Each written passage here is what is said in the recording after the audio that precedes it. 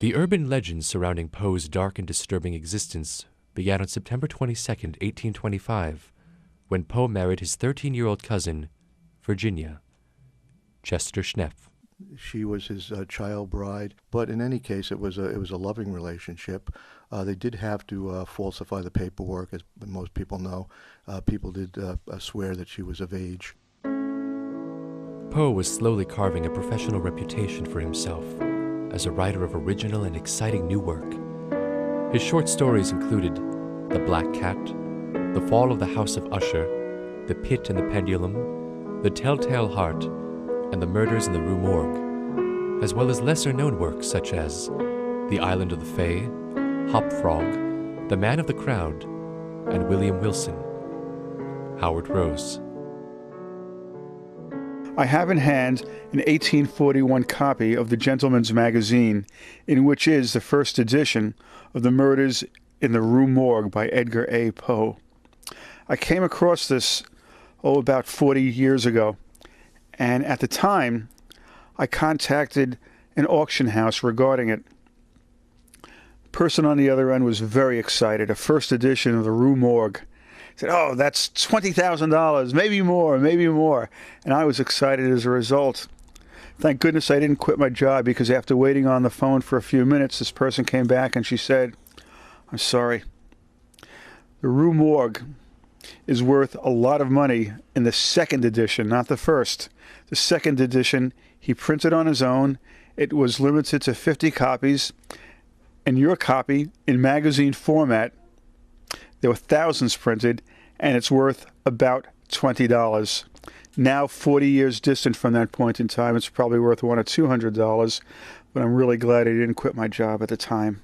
There's also The Mask of the Red Death, which I was told from Dr. Benton, who was a Poe expert at Trinity College in Hartford when I was a student there, that The Mask of the Red Death was actually based on a very well-to-do family that tried to leave Baltimore during a epidemic. It might have been a smallpox epidemic, and halfway up to New York City, the whole train came down with smallpox. And if you're familiar with The Mask of the Red Death, it takes place in a castle where the well-to-do basically abandon the poor and party and try to outlive the plague, only to find that the plague has entered their castle and eventually destroys all the members of the party.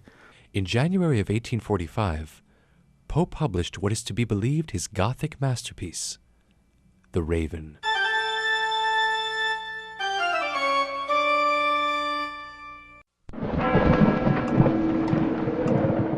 Once upon a midnight dreary, while I pondered, weak and weary, over many a quaint and curious volume of forgotten lore.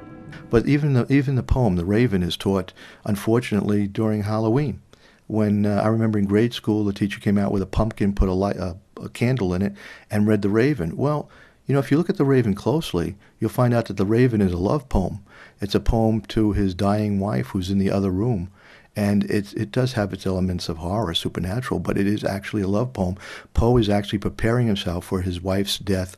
She's dying in the other room of tuberculosis.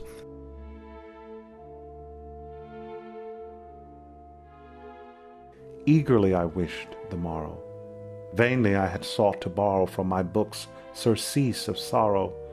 Sorrow for the lost Lenore, for the rare and radiant maiden whom the angels name Lenore, nameless here forevermore.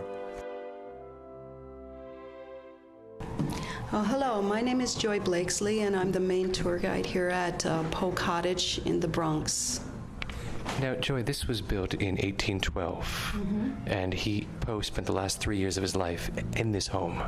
That's right. Poe moved here with his wife and his mother-in-law in the spring of 1846, and this was his home until he died in 1849. Although he didn't pass away here, it was in Baltimore that his life ended. Now, we're right here in the midst of the Bronx with all these buildings, but I'm assuming this wasn't what it was like in 1846. No, at the time that Poe lived here, the Bronx was not even part of New York City. It was part of Westchester, and this area had a tiny little village called Fordham. That was where Poe lived. And basically, it was countryside. There was no Grand Concourse. There were no brick buildings. You know, Poe was surrounded by an apple orchard. You know, where our bodegas are over here, there was a stand of pine trees. Basically, it was farmland with a tiny village. Poe lived here with his wife and his mother-in-law. Now, that's a very interesting combination, but there was a lot of love that I'm hearing. Yes, Poe had spent his whole life looking for family, you know, for the feeling of family, you know, not just bodies. And he really found that when he met his aunt, Maria Clem, and his cousin Virginia, and his cousin Henry. And it had come at a time when Poe was trying to figure out what to do with his life. He just realized he didn't want to be at West Point, and he'd gotten out of there. He went to Boston for a while, but Boston was never a good city for him, even though he'd been born there. So he came and reacquainted himself with his father's family, and they just took him in. And he considered his mother-in-law as a mother.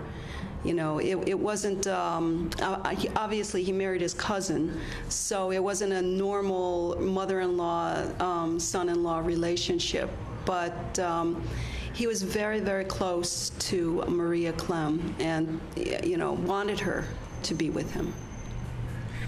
This is the home where Virginia dies of tuberculosis. Yes. That was the main reason that they moved to the Bronx.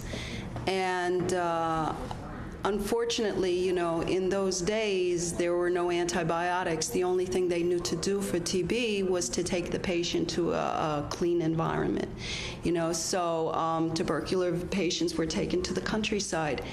And everything that they could do for Virginia, they did within their means. There's always been this idea from Poe's work being so macabre that there's very darkness and he's cut off emotionally from any form of love. Now, that wasn't so true with Virginia. No, Poe was always concerned with love, and, you know, like, he tended to put women on pedestals. He had very idealized images of them. But with Virginia, I mean, the relationship between Poe and Mrs. Clem, his mother-in-law, and Virginia was so close. You know, they called him Eddie.